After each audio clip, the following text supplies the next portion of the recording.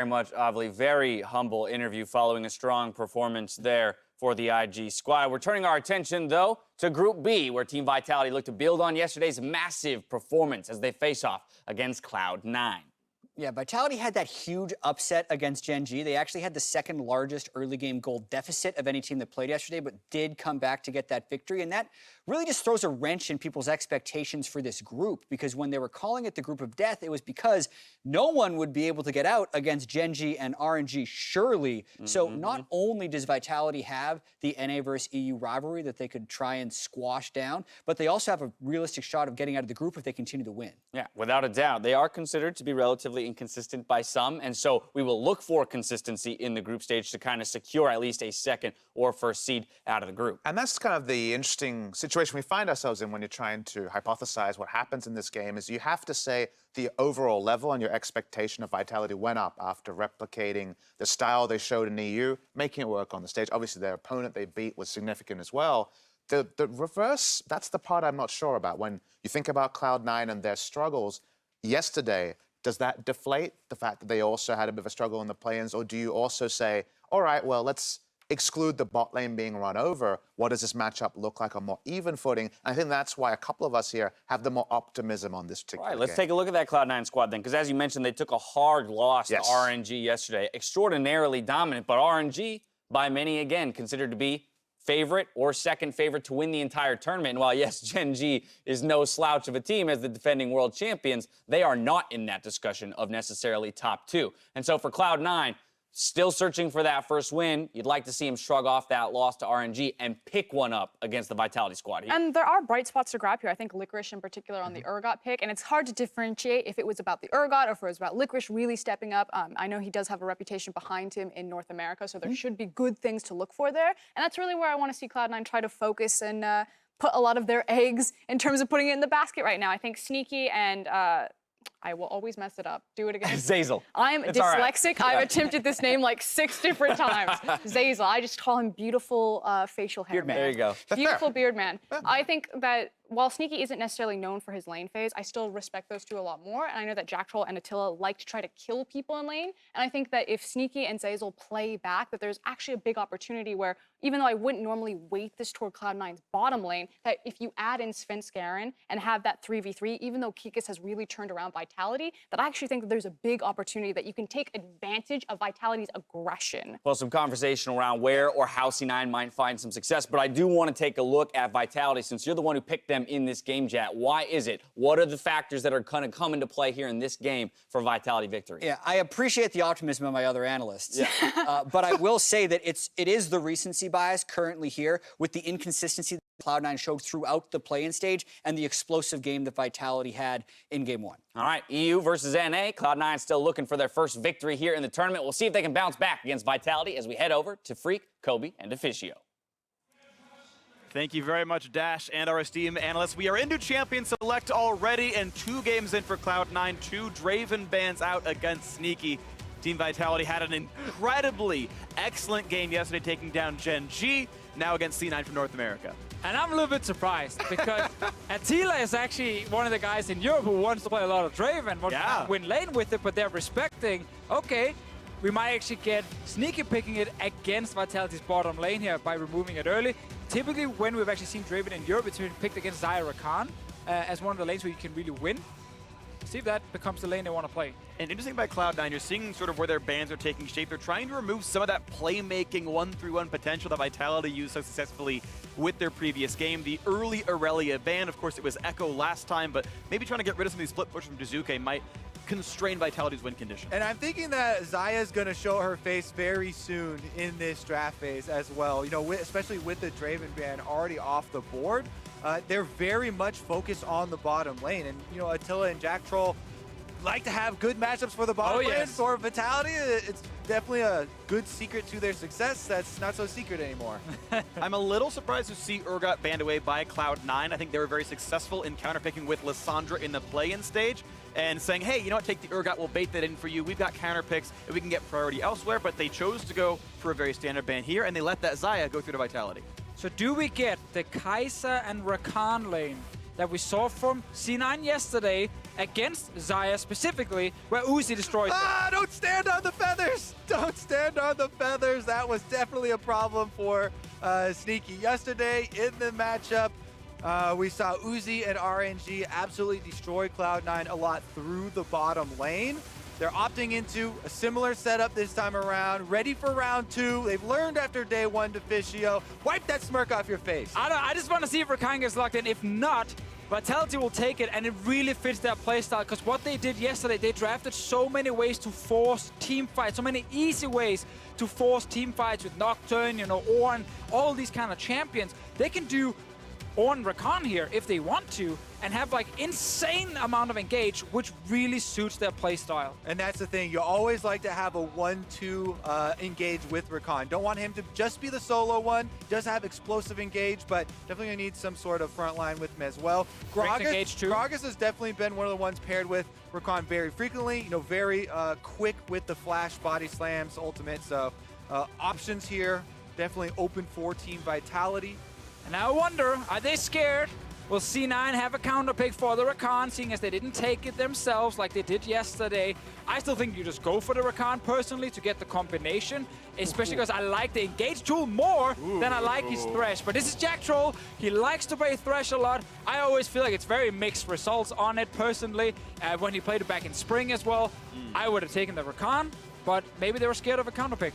And we have seen some good Thresh play so far at Worlds this year. Making good use of that one. But we have also seen, as demonstrated by Jat on the analyst desk, how Nautilus has very easy reaction time to Thresh and is just a more tanky champion overall. So if you get into the head-v-head, you know, heads up, hook to hook, they both go in, and Nautilus will survive longer. As you can see, Nautilus 2 Worlds so far. Could be a very good support here. And I was wondering when C9 would grab tanks for themselves. Licorice, more of a carry top player, but still has played those Ornn games, those Shen games, those Mundo games in Poppy. But of course, they need a front line when they've gotten themselves that mage in the jungle for Svenskeren. And I'm expecting a squishy for Jensen as well. But we'll see if Galio does come through off a different diver. Thing with Nautilus is that he's pretty slow, one of the slowest champions in the entire game, in fact, and is not a good primary engage because of that fact. So they're going to look for something else because they already have really good follow-up. You know, Taliyah can split the map with the wall. You can have a lot of creative usage there, and Kaisa can follow, but they might need something else as far as the initiation goes. I think going Ornn and then last picking for your mid lane against Jiizuke would be pretty smart if you're C9. I definitely think saving your last pick for mid is very good against a guy on the Vitality side who has already shown us Echo, and I can definitely say that he can bring a lot of other counter picks as well. He plays a lot of different styles and a lot of different champions.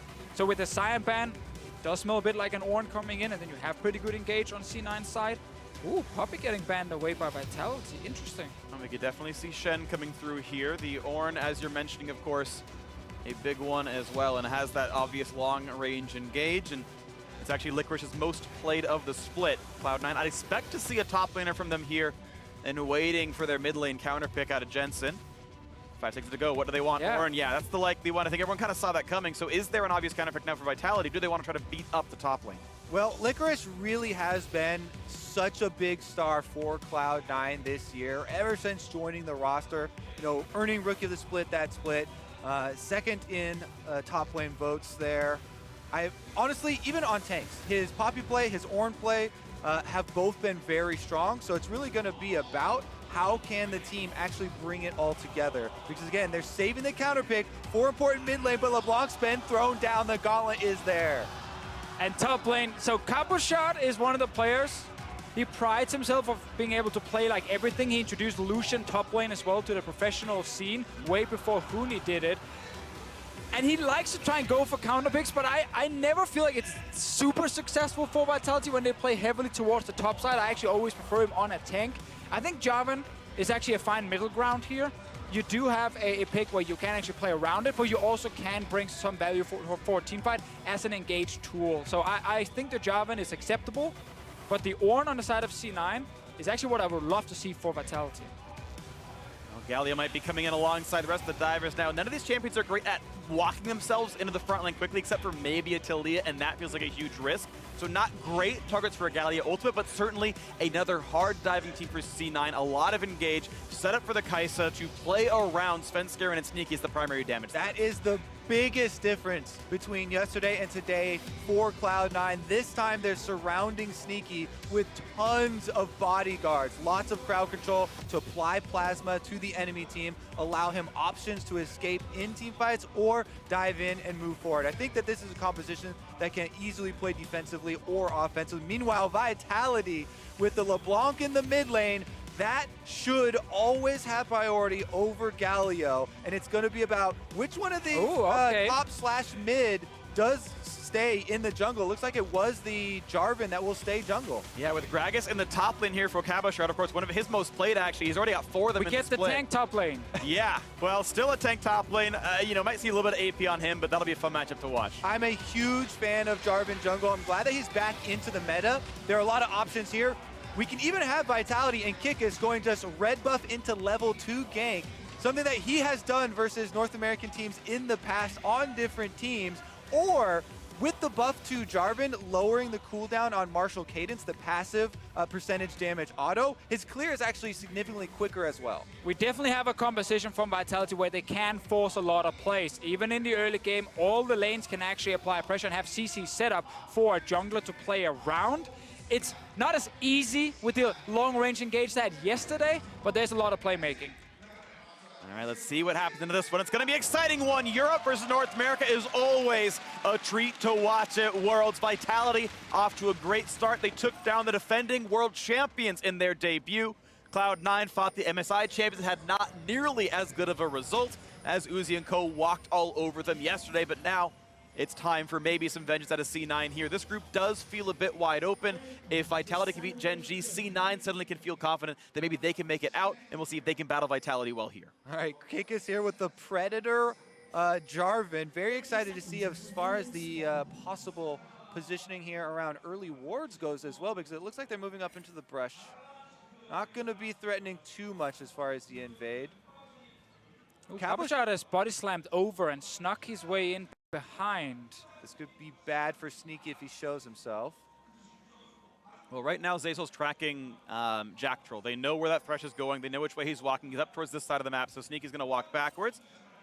And not much of a risk there as Vitality runs through. They get a ward, that's really all they get. No one was too greedy on their movements, and C9 was kind of crossing their T's and dotting their I's. Yeah, they're actually moving back towards their own jungle now. That could have been a flash if he had body slammed forward, but I think he wasn't sure if there was anyone else from C9 waiting, and therefore he just ended up walking away. They did leave a ward behind on the Cloud9 blue buff as well, so Vitality will retain some information off of that invade. They're sending Kikis over to the red buff to start that one out by himself, and he'll just continue through the jungle, whereas Taliyah, Svenskeren starting on top side and might route through. Yeah, this already tells us a bit about the bottom lane focus. They didn't stay to give a super good leash to Kikis. They actually wanted to join C9 instantly when the wave arrives, so you can get that first push for level 2.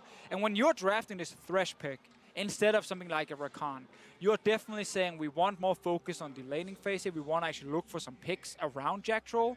He is the kind of support who believes a lot in himself, and he wants to be a huge playmaker. But it's actually I would actually call him the most inconsistent support we have, because he will be 10-0 or 0-10. It's also weird thinking that the option of not taking Rakan with Xayah is the option for more playmaking, considering the extra range and the explosive engage that you can get with that champion. But it does feel like, Thresh, he has more options, can lantern in and maybe assist Kikis a little bit more in coming to that lane. So maybe they want to have more participants in the bottom lane party.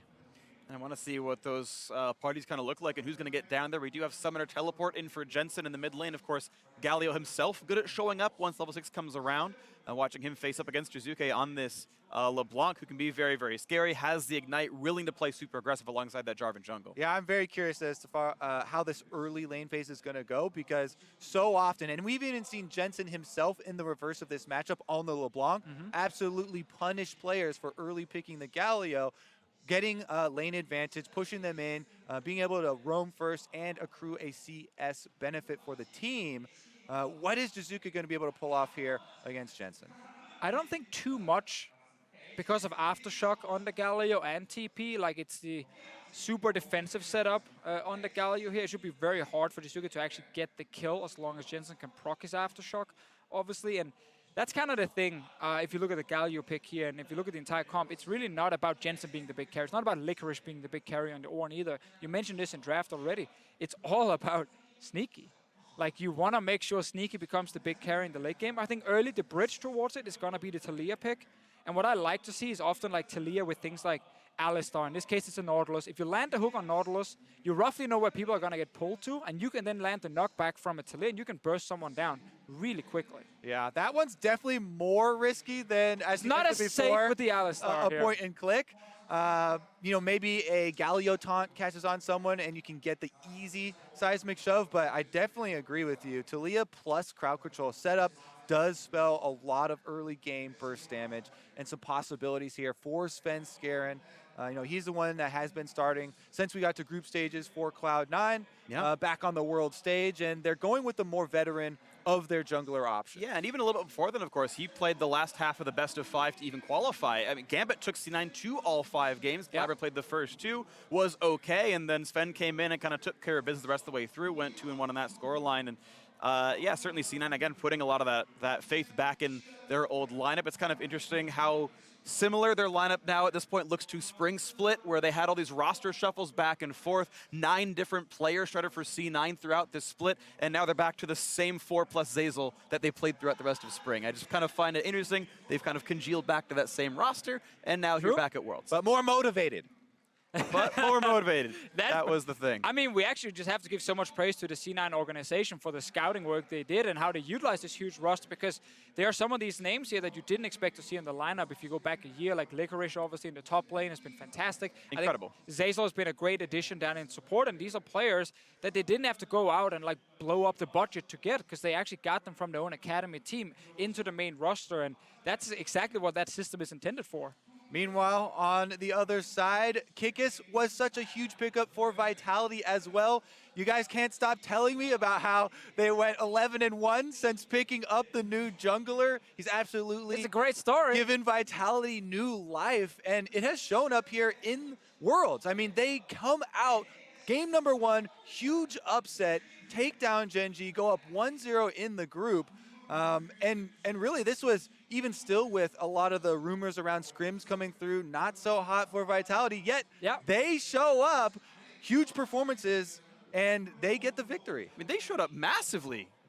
They did. They surprised us, honestly, against Gen G, but we kind of looked at that match as well and said, if there's one game where they're going to beat these guys, it's day 1. It's the first time they face each other. They can't surprise them. We got in a scrim thing. For everyone who takes it a little bit too serious with scrim results, I can already tell you that I don't think I've ever heard anyone say that Vitality were a strong scrim team. It's always like, there's a lot of fighting, there's a lot of kills, and then no one knows what's going to happen. And that's kind of been the style they've been playing in practice, on stage, and I like that. I hate teams who play super aggressive in scrims and then play super passive on stage. I respect the Vitality stick to the same style. Sure. Even if behind, they will fight. And they played a very, very good mid and late game up against Gen G yesterday. Now they are in the early game against Cloud9, and we are back on the Rift. Jiizuke had some audio tweaks needed, then restarted the game, I believe, and now he's back here. So we're once again looking at the early game and seeing who can do what as the camps are coming down, and we wait for our matchups to play through here. Nothing too surprising in these lanes so far. I do want to point out Relic Shield Thresh is not always the most common pickup. We see coin a little bit for him, but going for a slightly tankier look, even if it will deny some gold later on in the game. Yeah, allow a little bit of healing. And as we said, with the Thresh pick, we are expecting more members down towards the bottom side. As you can see there, Kikis, he routed Red Krug's bottom once again, which is kind of the classic one now for blue side, into the Scuttle Crab for himself, securing some vision for that bottom lane to work with and push up, keep Sneaky and Zeyzal under their turret, try and pressure this Xayah, which, Cloud9 really rely on so heavily. But Cabochard needs to be careful. They're basically splitting up the map right here. Top lane gank stun's gonna be landed. Now watch out for the seismic shove and where anyone could go. Cabochard getting lower and lower, but Licorice down to 300 as well. And Cabo not looking for a way out. Finally gonna flash it. The flash to chase, and he's got nowhere to go. Big damage coming up though. And where's the reinforcements? A flash forward, no shove, but the damage will finally come through, and first blood eventually lands for Svenskeren. And sure, it looked fine with some damage right there, but Cabochard, your entire early game plan is to just split the map in half. Your jungler is on bottom side. He might find Zeyzal here. Nope, he ends up just going to the wolf camp, but you have one job as a top laner. Do not die to the enemy jungler when you have no one to help you on that side. Yeah, one of the classic don't die level 3 gank, please, top laner does come to fruition here, but Kikis does have some options here. Clears out the scuttle, takes away a bit of the wolf camp from Svenskeren in payment for that top lane kill. And I think the only reason maybe Cabochard did not expect Svenskeren yet was... Oh, the flashbang ignite is on. The taunt there. Jensen down about 200, burning. He's going to survive this walk away. Oh, Chains, I believe, just missed when he jumped forward right there. Would have killed Jensen. Telling you, Deficio, this LeBlanc into Galio matchup. Hey, it's even right now. All right, let's take another look at the replay from topside, though. As you were talking about during it live, you want to hold on to your crowd control ability until the flash is used from Cabochard, so you can't use it to dodge the seismic shove. In the end, though, it doesn't really matter. Oh, But now the bottom laner, Root is there. The lantern's going to get him out, but the hook not going to land either. Nice try on that gank, not going to happen. I wanted to call what happened in the mid lane, though, because Jiizuke burned both summoners to make that kill happen. Didn't get it. They both recalled. Jensen got the TP back, and now I think has pressure in that lane. Yeah, exactly. It's what we mentioned earlier with the aftershock TP, like very defensive choice from Jensen. Dying 1v1 is not something that is actually very likely to happen, even though it was close with Jiizuke jumping forward. Jensen did manage to stay alive. Last little point on that top lane thing, I think Cabochard expected Svenskeren to go straight to blue buff and not actually go straight for level 3 gank top. Really the only reason for him to stay that far forward. Anyway, C9, decent start in this game with the first blood. Sadly did not get something bot lane because Lantern was in place. Attila got out. Yeah, nice defensive play there. Positioning back in the lane to allow his marksman an easy escape. No summoners were blown by Vitality in that escape either. And Svenskeren did reveal himself, so it allows Kikis now to move in a little bit more aggressively. Try and find the Taliyah before she ranks up. A lot of it is levels for Taliyah. Yeah. If you need more levels in your threaded volley now with the nerfs to her early game. And she's out of camps to clear right now. Both scuttles got taken over by Kikis. He stole the blue buff as well. Has his own blue and Gromp still to clear, and that is a nice hook into play. Backward Sneaky, not quite real, but the chase is in. He's gonna flash away. Will it be enough? The summoner heal keeps him alive. And now under the turret is a Root. A bunch of damage there as well. And Attila gonna keep running away, will stay alive, get away from the feathers. They will do so. A nice tank on the hook as well. Zeyzal doesn't get in, but now on the top side, Cabochard getting hit with the ulti in a seismic shove. He's got nowhere to go in top lane's 2-0. Great repeat gank there from Svenskeren, taking advantage, knowing that the flash was still down from Cabochard to get that kill. But the bottom lane skirmish was great. Let's take a look at the mid. Well, Jensen has flash, though, so Kikis not going to get much done with this. These ganks aren't happening. Kikis is out farming. He is out counter jungling, but the ganks work for Svenskeren. Exactly, but bot lane, that was an insane 2v2 fight. So many summoners blown as well. It was actually so clean, the start of that 2v2 for Vitality from Jactroll. We'll look at that replay later, but the first replay is the kill that we missed. Yeah, and this is again where Cabochard is really hurting his team by losing flash in the initial gank where he also dies. Now there's no way for him to get out, even with the lane gank. If you look at the wards on the minimap, they thought they had everything warded so they could spot Svenskeren, but because you don't have flash and you get hit by the knockup, you still die. I love this Jactroll play. Goes in, flays Zeyzal backwards, uses the lantern to then bring Attila past Zeyzal. This Nautilus is just waddling forward, slow champion in the game, trying to get up, but once he does, and Sneaky saving his heal, C9 actually turned it back around to get almost an even health trade on it. In the end, only the supports keep their flashes. Sneaky, no summoners. Attila, no summoners. Kikis level 6 on bottom side. Can he get in range? Lantern is available. He just needs to lock Sneaky down. To play Lantern, flash play, get him into the squad. This could be a very easy dunk, and there's no way out for Sneaky. Great kill picked up. The pull almost works on his Zeyzal, but still a nice gank in for Kikis. And then Kikis now level 6 on Jarvan, able to use the Cataclysm for some extra damage, ensure that they kill Sneaky this time,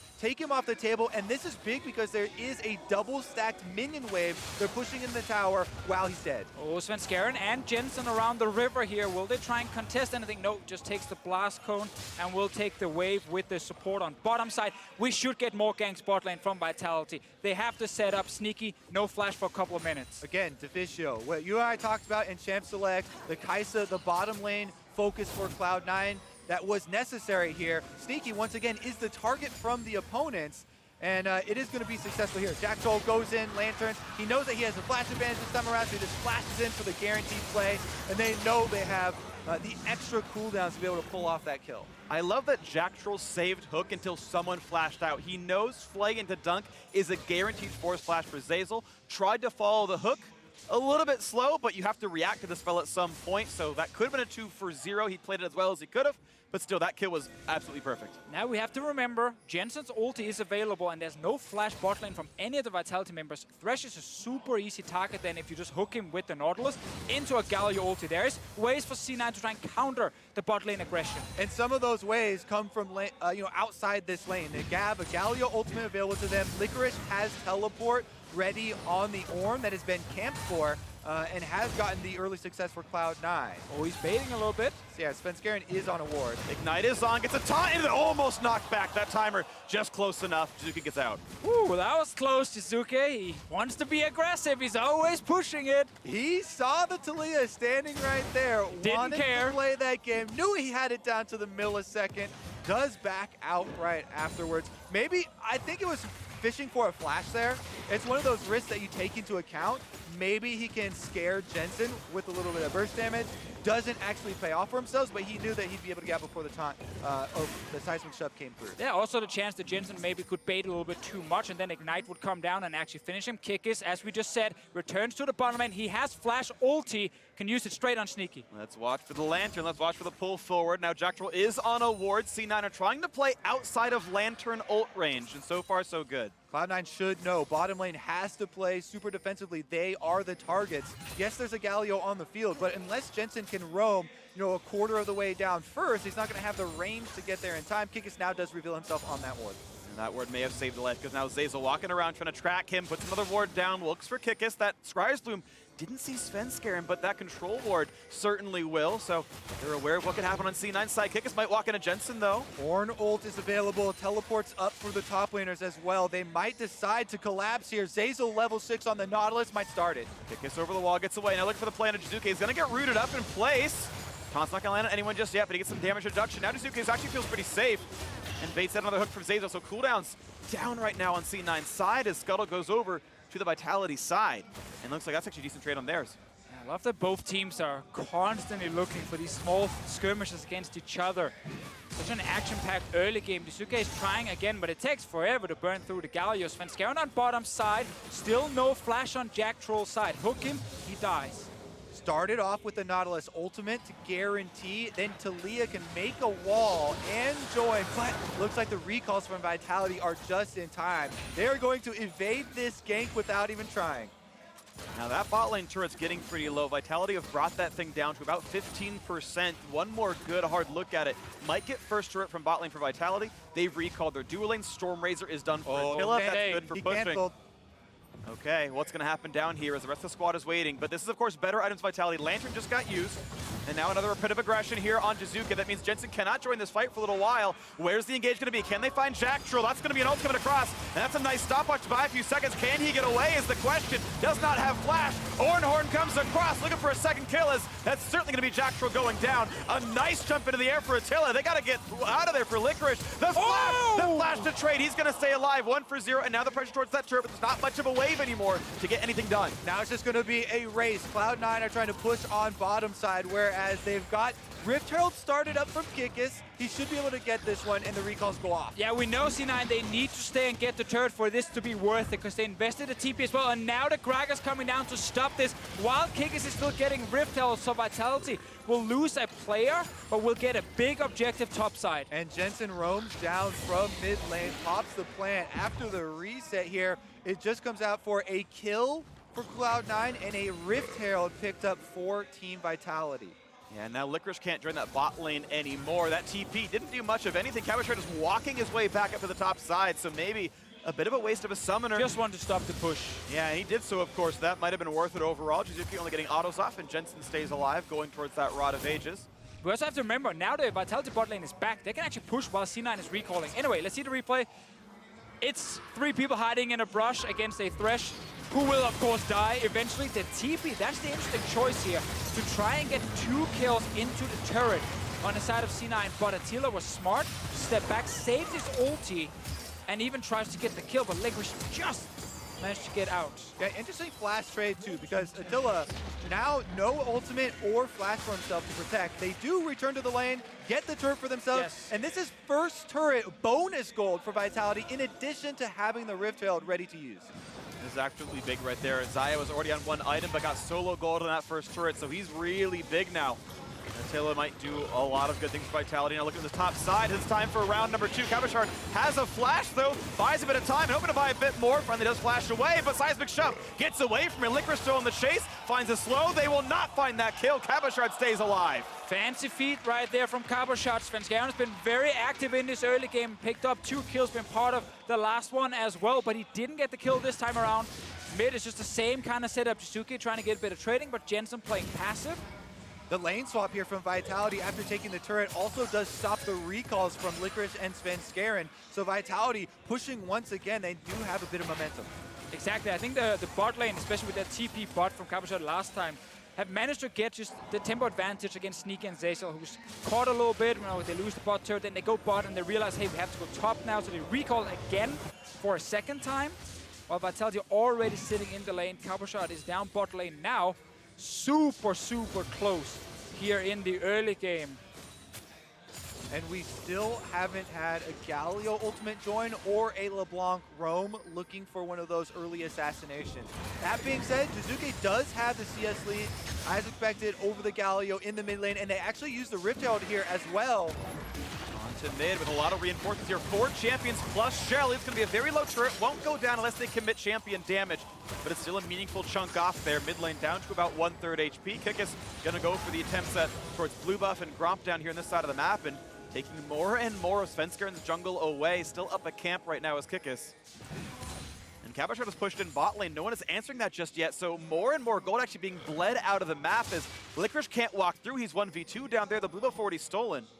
Cloud9 looking very reactionary right now, pulling down, contracting towards the mid lane at any sort of move from Vitality. And Attila! Big damage. Good lantern though. He's all right. We see Sneaky from yesterday against RNG, where he died in laning phase multiple times. He was really far down.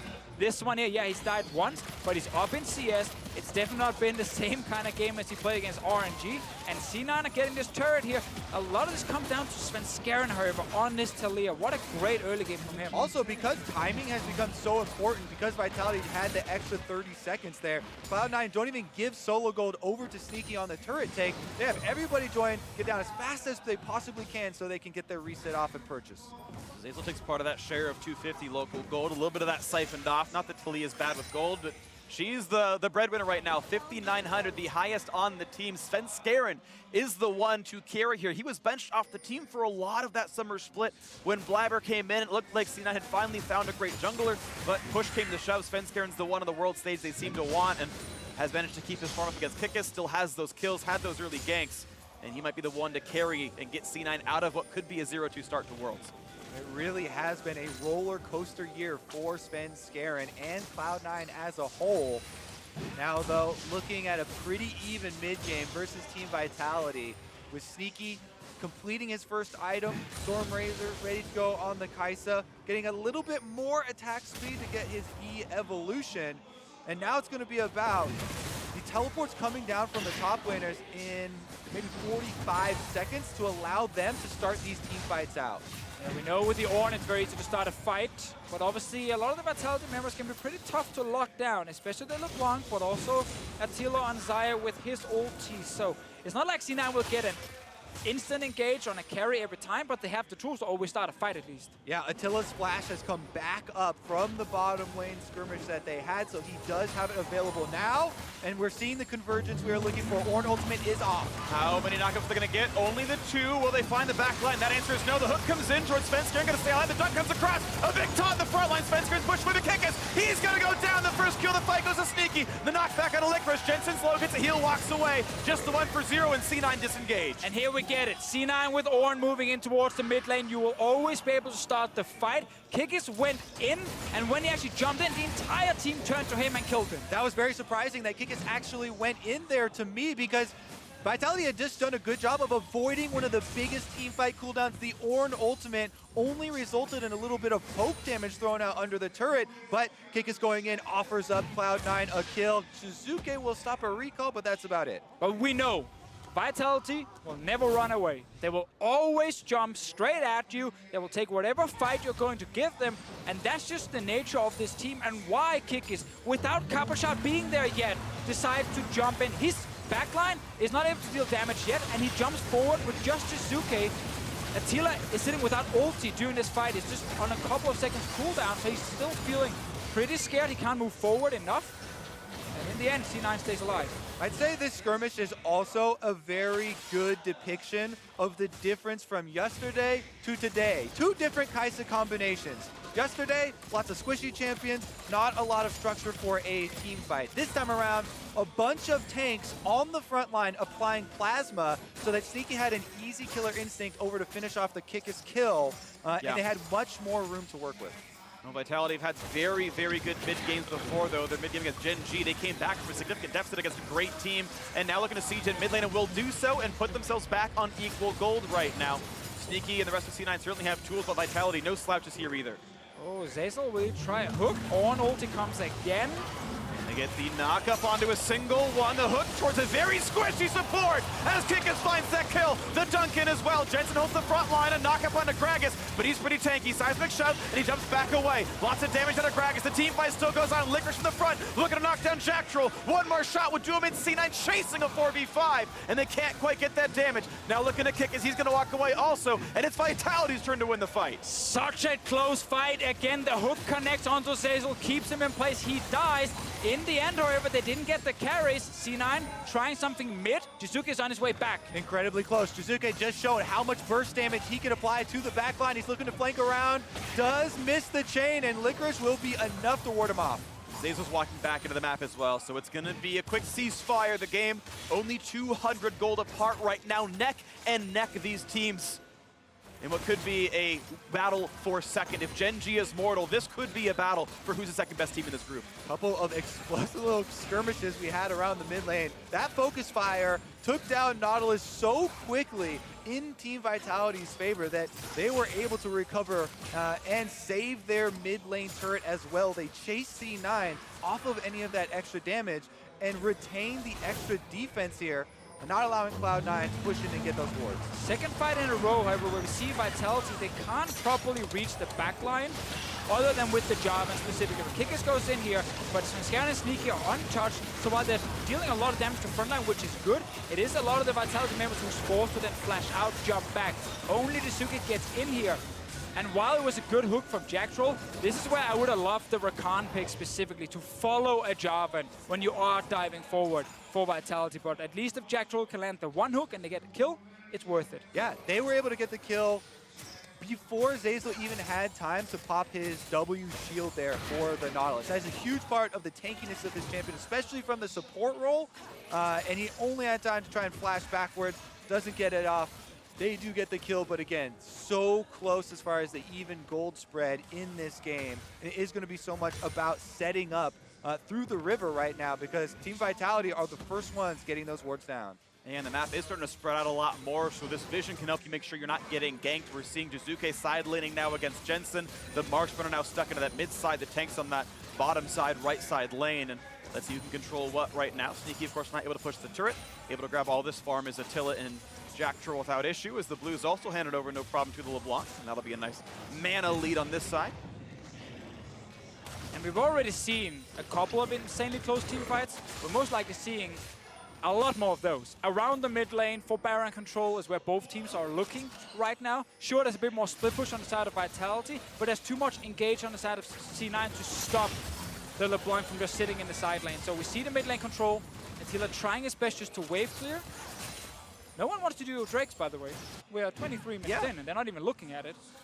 At a certain point, easy to take, and this actually might be the chance literally right now. Thank you very much, Deficio. And my favorite Drake is going to go to the eponymous team down here with bot lane priority. Now, Jensen's got to be careful. He is in a 1 versus 2 up here, and Aftershock might not be happening here in this one. The taught's not going to matter. The dunk comes through, a kill in the top lane. And this is something Jensen will actually do very often. He will completely ignore that his team is doing something on the other side and stay out in the lane. He realized a little bit too late, wait a minute, they're coming for me, and it took him down quickly. C9 still want to get something out of that death, but look at the collapsing members of Vitality heading through their own jungle. They're on the way to mid lane, and Cloud9 are still there! 5 versus 4, Vitality want to kill him, and they're gonna find a hook. They're gonna find the shotgun on a Sneaky already. Looking for number 2 as Zeyzal's gonna drop as well. 3 kills in a row. Looking at number 4 as LiCORICE is running backwards, and they're gonna stay alive, but now their sights are set on Baron. Cloud9 stay too long, and they give up 2 more kills. Jensen is going to be back out on the field, though, and he is Galio. That might be enough to deter them. Svenskeren's the only damage left, though. LeBlanc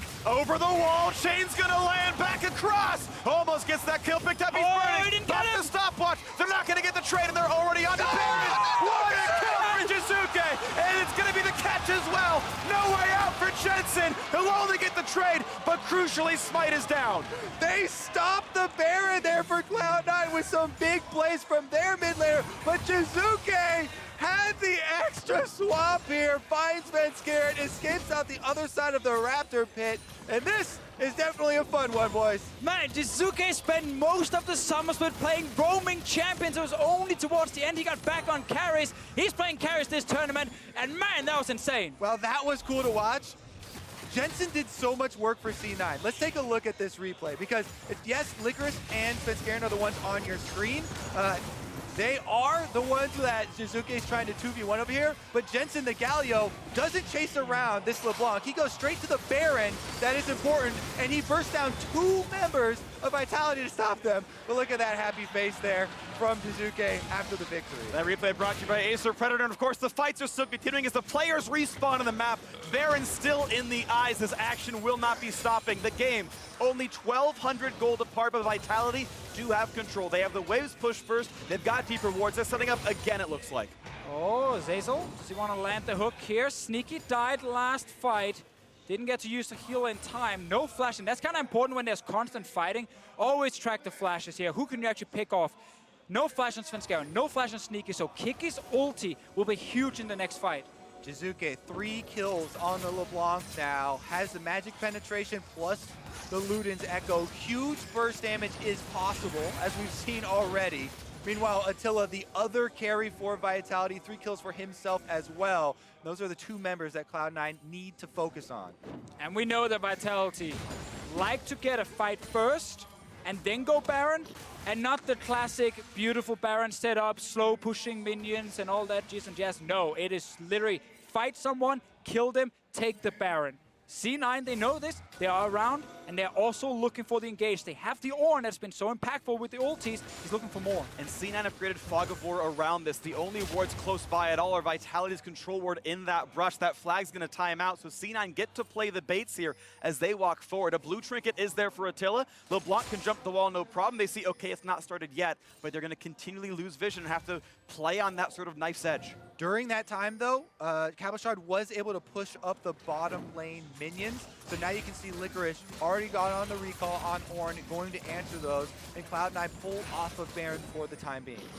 And we are 3 full items on Attila to only 2 on Sneaky right now. I think Xayah is going to out-damage in a team fight. That's going to be a very big factor as they keep setting up around this ocean, around this river, I should say. A little bit smaller. As Jiizuke just simply spots out, but still, the wards aren't there. Vitality are playing with a little bit of darkness. Now looking forward again. Zeyzal going to hold the front line. Looking in the air, and it's going to be the kill out of Svenskeren. The dunk towards the back line. Sneak gets away from that one with a 4v5. Could look even better. Vitality cuts it down to 3. 3, a knockup, finally a kill for Cloud9, but can they get the numbers? No, as Sneaky shut down as well. Another comes through. It is only Licorice left alive. Vitality will lose a second player, but they will get the ace, and they have control for Baron. And that's how you set up Baron as Vitality. You walk into the river, you don't care about vision, you see a bunch of C9 players without flashes, and you just take the fight. Svenskeren dropped early, Sneaky dropped later. 5 kills for Vitality, and they get the big objective. What an engage there by Vitality. They find Svenskeren at the very beginning of the fight, immediately take him off, and Jiizuke is able to navigate the rest of it flawlessly. And this is why we said, in games with constant fights, we have to look at flashes all the time. No flashes on the carries here means that C9 can never really win this fight. The moment they're caught in the river, they will get engaged on. Much earlier, Cabochard walked from that bot lane to join his team here, and C9 did not respect it. Jiizuke goes back in, finishes off the carry there. And they've got plenty of DPS to take down the Baron. Now let's see what Vitality can do with the Baron buff. They can to fight empower C9. their pushes. Just keep fighting. That was really good timing, of course. Licorice was pushing in that bottom lane wave you were talking about earlier to Officio. Had to go over there late to the fight. Really good dive. So now, yes, as you're talking about, with this Baron buff, with the gold lead, with empowered minions, and this buff on at least 3 of them, let's see how much they can do. Can Vitality close out a 32-minute game against C9? Oh, here we go. 5-man engage. LeBlanc's in the top lane. This could be a very good fight. They're going to look for the hook. Not going to find it, though. Jactroll could be stunned. But is that enough to matter on C9's side? They'll get a single kill. In comes the re-engage, though. Kikis going to buy some time with a stopwatch. And a huge blade caller comes across. But it's still 2 kills in for Cloud9. Reinforcements only now coming to Vitality down to a single tank. Jensen's got to walk back. Licorice holds the front side. Jiizuke wants the kill. Not quite going to get the kill on a Jensen as C9 walks away with 2 kills. Plus, you have to check the ultimates available there. They had used all the crowd control. Cloud9 do sneak out, though. They've stalled the Baron push, and they're going to pick up the Ocean Drake on the way out. And I told you, with the Baron buff, they're going to fight. They're not just going to push. They could have left Jactroll to die and let Jiizuke kill 2 turrets top lane.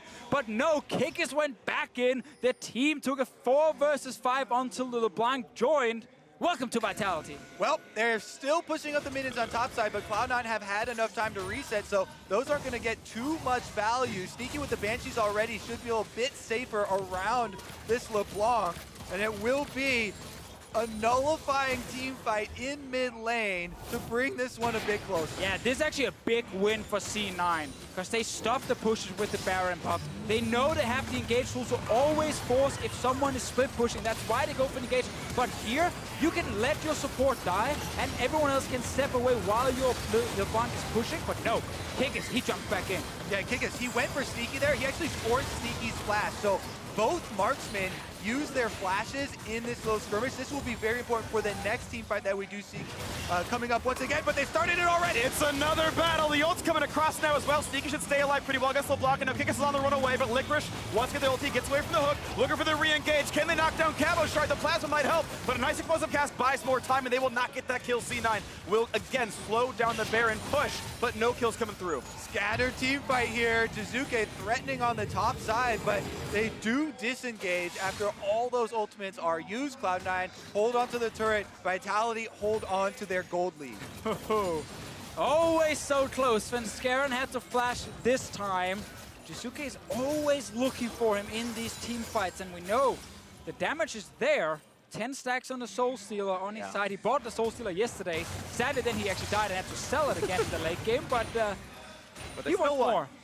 They still won in the end, but we've actually seen how the difference in how easy it is to force team fights has changed how much Vitality can at least dive onto C9 24/7. It's actually typically Licorice who's setting up engages with the Ornn. Still, Vitality are finding enough ways to always get the team fight, and both carries are looking very good.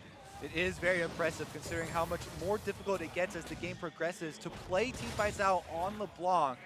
He's definitely finding his windows though. Cloud9 getting some vision here down around the Dragon Pit and moving towards Licorice, their split pusher, and the last, outer turret standing here on the bottom side. Just want to knock down some gold. Hoping for an aggressive split pusher to try to find that bot lane wave. That's not going to happen here, so Sneaky going to grab this turret as we look at the total damage of the game, and pretty even spread actually for both teams. Yeah, definitely true. I think to the LeBlanc team fighting point, and that's where a lot of damage from Jiizuke is coming now. The fact she was changed back to the old LeBlanc was like the best buff to her team fighting, so you can do more upfront bursts, not having to wait for that passive every single time. Just W, R, and you can destroy someone in the back line. And what you usually look for are point and click crowd control abilities to hold LeBlanc when she does come in for that burst damage. But all of these CC abilities are a bit delayed for Cloud9. They've got taunts, they have slow moving hook here from Nautilus, and none of them are quite quick enough to hold down the LeBlanc enough time for them to actually get the kill. That's why he's got so much freedom. Well, here, let's see what happens next. 3,000 gold separates the squads. A couple of mostly non-combat drakes in for C9, waiting for that next hard engage, as Gragas is shown bot lane, but does have TP. And if you are C9, again, you need to be careful because your carries are sitting without flashes. We've already seen before when Vitality got the Baron, how important it is when they go against things like Jarvan, when you're against the LeBlanc that can reach you. You need these flashes to stay safe. There's an hourglass, however, on Svenskeren that could save his life. Nothing to keep Sneaky alive other than his own Banshee and his ulti. About 40 seconds till that flash is back up. Vitality pushing in mid. Maybe trying to look enticing for C9 side. LeBlanc's in the back of this fight. He shoots over by that blue pit. Can't maybe join right away, but does have access to the back line when a fight does start. He comes back to join the squad. There's a hook in the front line. Here comes the fight yet again. C9 wants in. The knockouts look good, but Zeyzal's gone right away. Galio delivered. How's the fight going to go? It's 5v4. A stun towards Jiizuke, trying to get that chase down in the mid lane, but they're not going to find that kill. He kites away, and a second kill is sure to come through as Jensen will drop. Vitality 2-0. The flash forward. Kikis staying alive, but does trade his life. 4v3. The push towards Licorice goes nowhere. Gets blocked up by the Cataclysm, and C9 have to run 3v4 on the map. Oh, now it's Vitality with priority over Baron coming up in 43 seconds. They can try and clear out this Cloud9 vision and make them face check into the fog of war against this much burst damage. That is such a scary task. Zeyzal tried again to be the frontliner, to be the main engage, but as a Nautilus in the late game, you're very squishy, and when he goes forward, he basically stuns himself so Jactroll can get him. Also, there are big differences in the items. We have on Kikis a stone plate, which offers you so much teamfight survivability, but even with him going in, Zeyzal gets burned way quicker. Jensen does have the big zone in Galio ultimate. Sneaky tried to get over to the LeBlanc to Jiizuke to try and finish off that kill, but he's able to evade them with the passive and the W. Jensen failing the flash after he gets out of his zone, but Kikis forced enough to jump in there with the Cataclysm and gives back the kill. Yeah, he wanted to land a knock-up right there. Combo with flash at the end into then his ulti, but he just missed it. Timing slightly off and ends up just flashing for an auto attack. Attila, he was left untouched in that fight. Both summoners available for the next one. That's what LeBlanc can do in these team fights. Take so much of the attention to the side, but we're back in it. Round number 17. Ornn comes in, hits 2. But it's a disengage pretty cleanly now. Now watch out as Cloud9 is running. Kikis wants in. There's a big knockup available. Bit of damage there, and Svenskeren's down just above 1,000. Yeah, Vitality, no. Without the Ornn ultimate, that is a huge setup and part of the team fight for Cloud9, so they wanted to take advantage here. Jiizuke moving up to the top side. Luckily for C9, they stopped chasing because they had no vision of Jiizuke at first. It's all blue wards around the Baron itself. They didn't know exactly where he would show up. He could have gone into the back line. Jensen is chucked out. Look at the health bar, yeah. But he has TP. Baron is being started right now. It's gonna be a trade. It looks like it's gonna be Elder Dragon traded in for Baron. This is probably a better buff for Vitality, but with those elementals picked up, it's not too bad on Cloud9's side. Can they finish the trade? It looks like they will be able to with the teleport used here. Cabochard and Jiizuke are headed down, but that will be enough to fend them off. Push now for Vitality. Looks like it's headed towards the top side. They make the call to cancel. But now C9 needs to respect that the Elder Drake buff is so valuable in a team fight. It doesn't matter what you can do with your minions. They've got 2. 3. Jiizuke is going for the split push. Look at him over through the jungle walls, heading to the top side, whereas Cloud9 trying to force straight down mid. With LeBlanc spot, I think they could have gone for some real damage in that turret, but they've got to go back and respect the split push as Jiizuke recalls safely. Baron buff makes your split push insane because it empowers your split pusher, Jiizuke, to take the turret quickly. Plus, with the Baron buff on your minions, it makes it equal to defend. And also the quick recall when people are trying to collapse onto you. The fact you can go back to base that quickly. He actually stopped it again. He's just baiting them constantly. He's got the time. No one's going to stop that one, so out he goes, and it completely stymied the push. Keep in mind he's buffed. last a minute longer here for Vitality's side. Playing this sort of ring around the rosy, buying time, is going to give them a full minute where they've got Baron with no Elder on C9. But Vitality, they need to be careful. Do not get too greedy when it comes to pushing. Ornn ulti will force the fight with the Elder Drake buff for C9. Yes, that's a big juicy wave bot lane now. You have your team here, but all of C9 are moving down. This could be a fight right again, but the Kaisa and the Ornn are both far away, so there's a little bit of time here. As minions are getting burned down, this turret still falls to half HP. And Vitality are still getting farther and farther ahead in this one as they keep chipping away the cannons. But just putting their shots down. Step back now. Do not risk it. 5 members. Let Jiizuke push mid. Kikis. Oh, that's risky. Yeah, no flag. That means he has no dash to get out. He just walks away, though. Cloud9 aren't able to hook anybody down, and Jiizuke in the mid lane has made it up to the mid turret, so Vitality should get the extra pressure and knock these things down. They're going to push farther ahead. It's already a 5,000 gold lead, but make that a little bit more now as bot lane tier 2 falls. C9 spent their time mid lane to respect the LeBlanc, and it's ticking away for C9. Vitality looking at maybe a 2-0 start to the group stage. A somewhat... Too early to call. Oh, the game is They're so looking close. at it, though, with the Baron on 15 seconds till Elder Dragon times out. They'll have even more to do. Mid-tier 2, an auto attack away from dead, and it's now even farther ahead. Vitality are pushing and pushing into C9 space. Yeah, C9 are not getting the fight. 5 seconds left on the buff. It's gone now. They could not go for an all-in. Actually, I think bot lane they could have tried. With the Ornn ulti, they said, we need something here. But because Jiizuke was sitting mid lane, they didn't want to do it. They would lose too much, probably an inhib if they were chasing for kills. What a story unfolding for Vitality here at Worlds, though. Both of their carries in this game still have yet to die. Attila and Jiizuke both playing out of their minds, avoiding so much of this hard engage from Cloud9. I mean, we mentioned how many tanks that they have to work around, and they've done such a good job of it.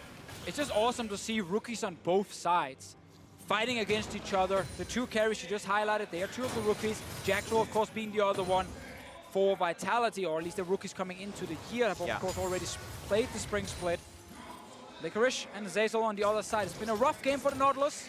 He was picked for the laning phase a lot to try and block the Thresh. He's tried to engage a couple of fights. He's died every single time. Ooh, and Jactroll might find... No, not going to go for this one just yet. Licorice, pretty tanky on that 4,000 health. The most difficult step for Vitality still remains, though, and that is cracking inside the inhibitor turrets. Cloud9 have a lot more defense to work with. If they can make Vitality funnel into a smaller area here, would make it easier to start their team fight off. We might just see Jiizuke always sitting alone in the lane, the one next to the 4 members, and just chipping away on the turret. Jump in, get 1 hit, jump out. Ooh, that one connects with Sneaky. Jiizuke, and now they're playing for the red buff. That one is going to go to Sneaky. I believe he got that one, and that's going to be at least something positive on the Cloud9 side as they still weather this 6,500 gold deficit. Vitality have another game with a strong mid-game, good shot calling, building their leads from good fighting and good macro play. Yeah, it's actually fascinating that in Europe, Vitality, whenever they lost the early game, would just kind of fall apart very, very quickly. Yeah. But both games they've played so far at Worlds, they've given up first blood, they've fallen slightly behind in terms of kills, but they bounce back very quickly. They do not stop. They actually look for a good engage, get a good fight. And this one has just been all about team fighting now. They're definitely showing a lot of patience here in the later stages. We're now over 40 minutes. This is one of the longest games of Worlds we've had so far. And you can see about how Cloud9 are trying to clear out some of these wards through their jungle, but Vitality have pushed so far in, even clearing a single ward through one of these brush in their own jungle is such a dangerous task. I do want to highlight that because of the Soul Stealer, there's no death cap yet on Jiizuke's side. He's sitting on 1,800 gold right now, but that definitely should be the next big thing for him to go for. You don't need the 10 stacks. You should get a death cap instead. Yeah, meanwhile, Jensen here on the Galio with the full AP build has maxed out and will bring a lot of AoE magic damage to the big team fight if they can keep him in place, but that is the question. They're up in a minute and a half. Looks like to be Vitality's target for this one, to wait, be patient, wait that 90 seconds, set up that next team fight. With the gold lead they have, it is likely they close it out with one more battle. Banshee's Veil actually pops there on Sneaky by them. Oh, the hook! Hook's gonna find, and that's gonna be almost a deletion. Svenskeren pops Zonia's, but he is certainly going to go down. A domination now for Attila, and a 5v4 push might be all Vitality needs. That's why it's so dangerous to go through the jungle here. Each ward, Vitality do find the pick as Cloud9 are transitioning through. What a hook there from Jactroll. This earns them a lot of pressure. Now, he will respawn in time for Baron, so if this power play means anything, this 5v4 means anything, it's gotta be a base siege. Only inhibitor turrets are left, and those are hard to push, but they're looking to try. As Jiizuke knocks out the Banshee's Veil, or deals a bit of damage towards Jensen.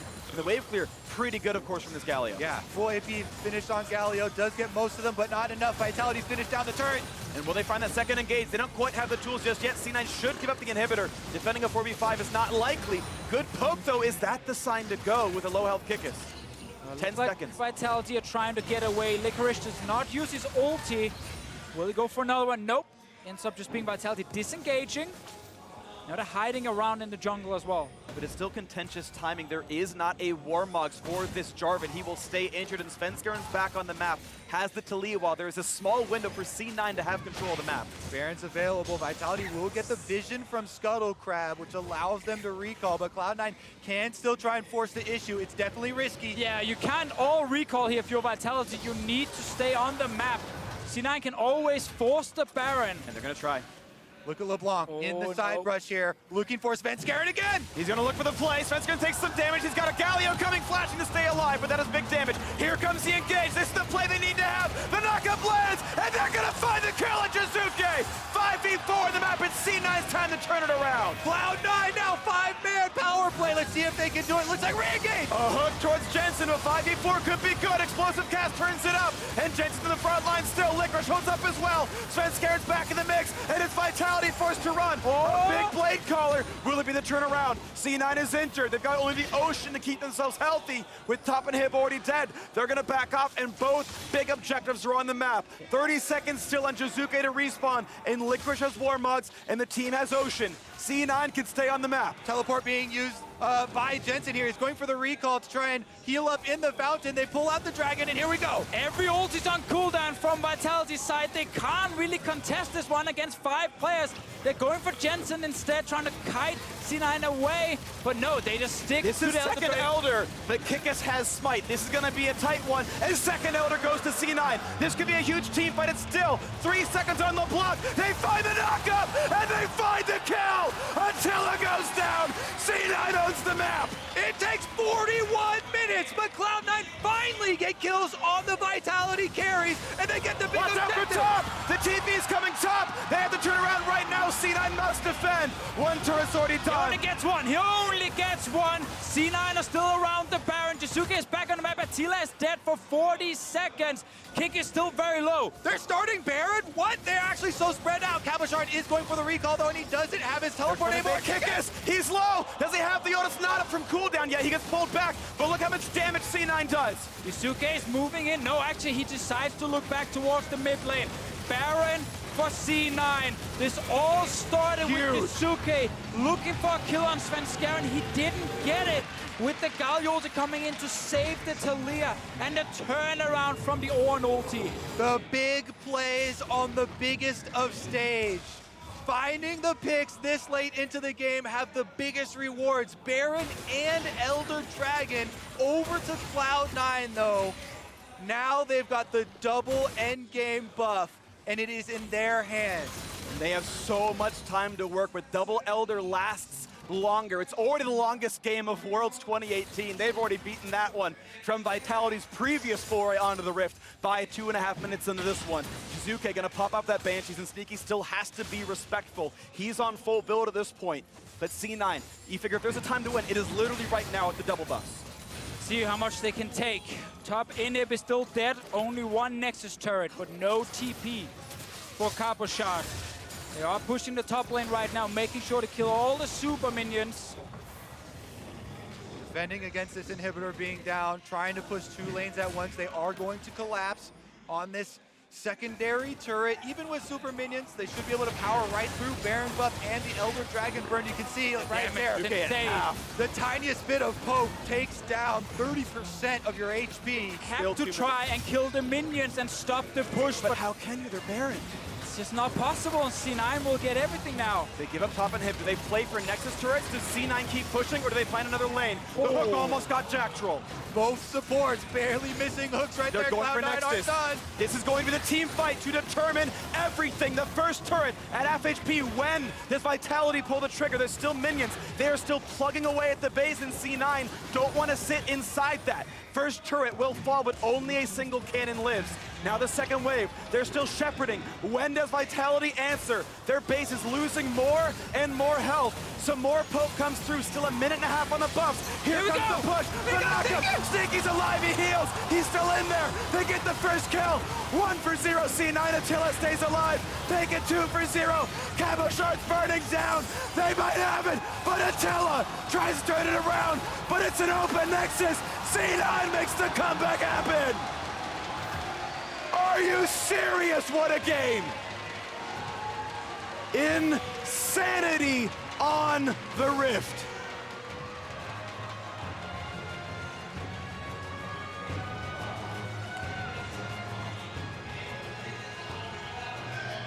Longest game of Worlds.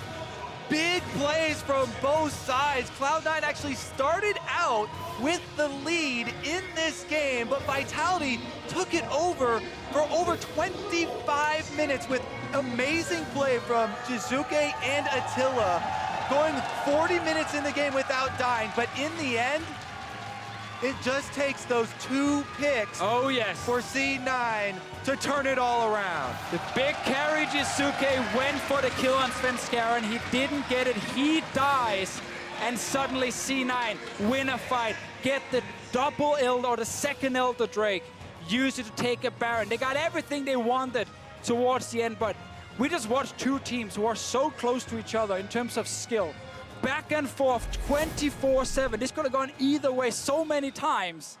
In the end, however, it is C9 with the kill. I had to just check again. Yeah. Maybe Vitality won this time, but no, it is C9. Absolutely insane game. That was so exciting. C9 do pull up the win, but now for more on that tense battle between rival regions, let's head over to the State Farm analyst desk. Thank you very much, Freak. It was not pretty. It did not come easily, but NA gets their first victory of the world's group stage. Cloud9 over Vitality. Jack, you got a smile on your face. I'm okay with it. I'll take it. Any way you'll give NA a win. Right. Oh. Didn't get the prediction right. Woo! Frost wins predictions for the day. Congratulations. Oh yeah, as predicted, the double Elder, triple Baron, 40 minutes. All to plan. But I mean, let's be real. To some degree, we did expect this game to be quite messy based on the way the Vitality picked up their win yesterday and just in general how Cloud9 can be willing to dive into some of that chaos. And certainly it wasn't looking on the cards in the early game when Jiizuke was taking over the game. It looked like this was Vitality who had the ascendancy in the mid-game. But there were so many turning points. It's just one of the games that by the end, all the analysts are hooting and hollering at every moment, every explosion. Everyone has a different adjective to describe it. I'd say barn burner. Other people have other words. It was up and down and all over. There was a lot of hooting and hollering. Slobber knocker. Slobber knocker's a good one. Do you have a word to describe It reminded me a lot of the LPL. There you go. See?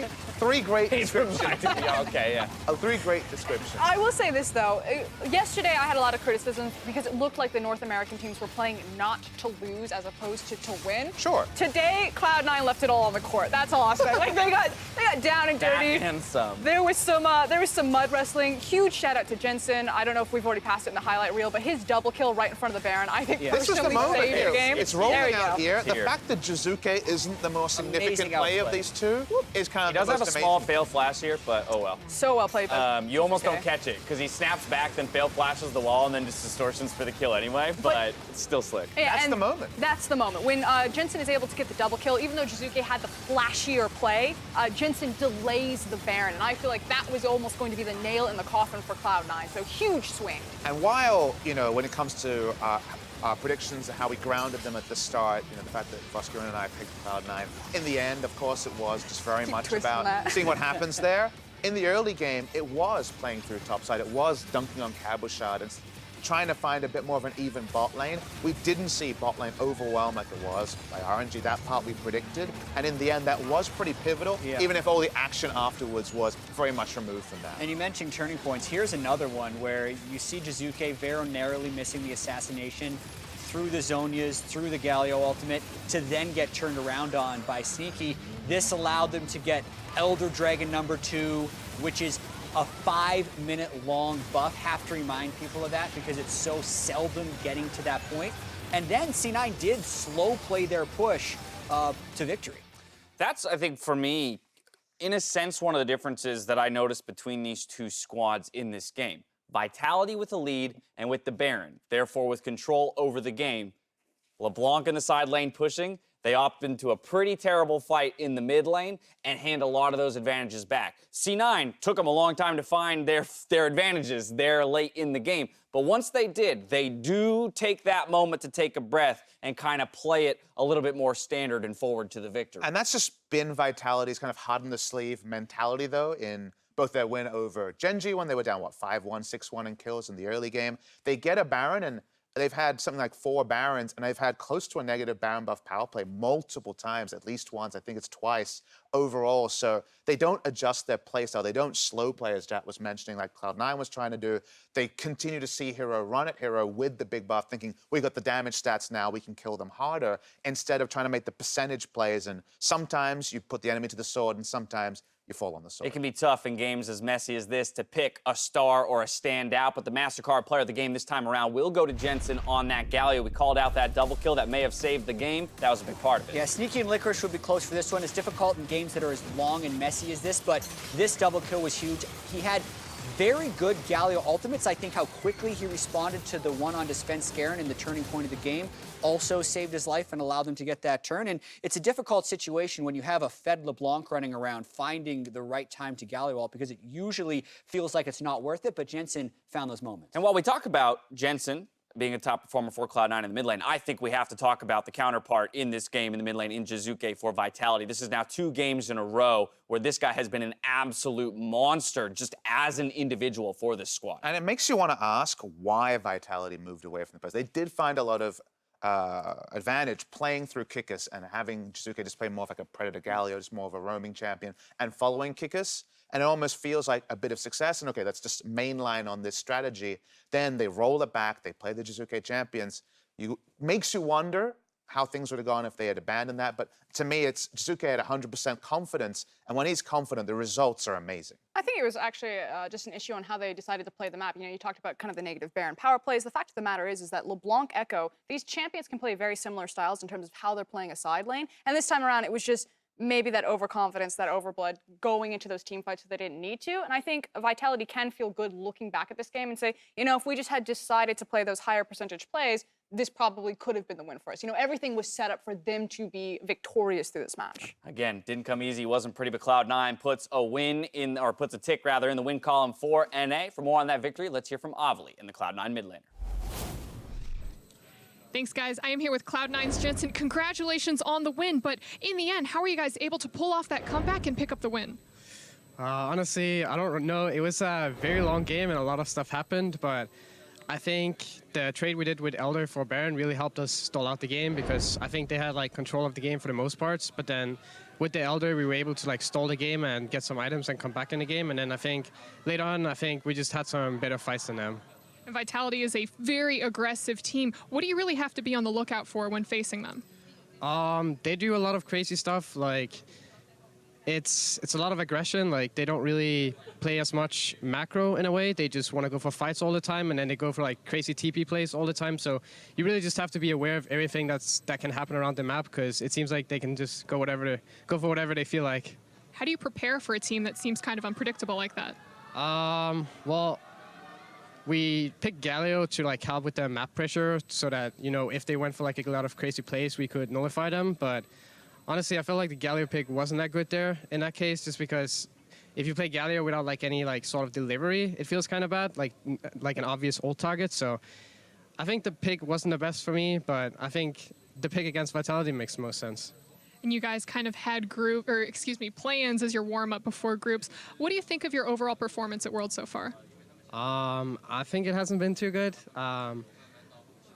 Yeah, I think in play-ins I played pretty bad, and then against RNG, I don't think there was much I could have done in that game, and then this game, I think I did okay. It was a tough game though, so overall I think just my play-ins games weren't the best, but I think that's something that's easily fixable.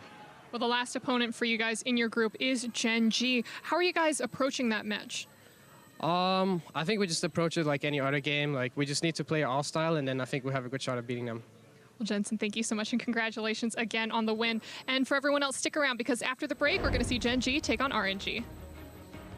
Once again, I want us to play with confidence. I want us to be on the same page when things go right, when things go wrong, whenever anything happens. Sneaky hears too many idiots in comms. He's like, ah, finally, I turned myself up. I can hear some smart comms. Now on the top side, Cabochard getting hit with the ulti in a seismic shove. He's got nowhere to go in top lane's 2-0. I got Taliyah here. Taliyah no flash. Go dash. He didn't get the stopwatch. They're not going to get the trade, and they're already on the You can't go. No, wait, maybe not. Okay, nice. Got a flash. That's good. A knockup, finally a kill for Cloud9, but can they get the numbers? No! As Sneaky shut down as well.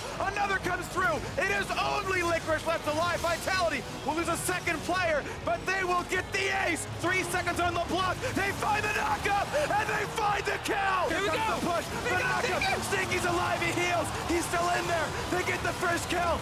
1 for 0. C9 Attila stays alive. They get 2 for 0. Cabochard's burning down. They might have it, but Attila tries to turn it around, but it's an open nexus. C9 makes the comeback happen.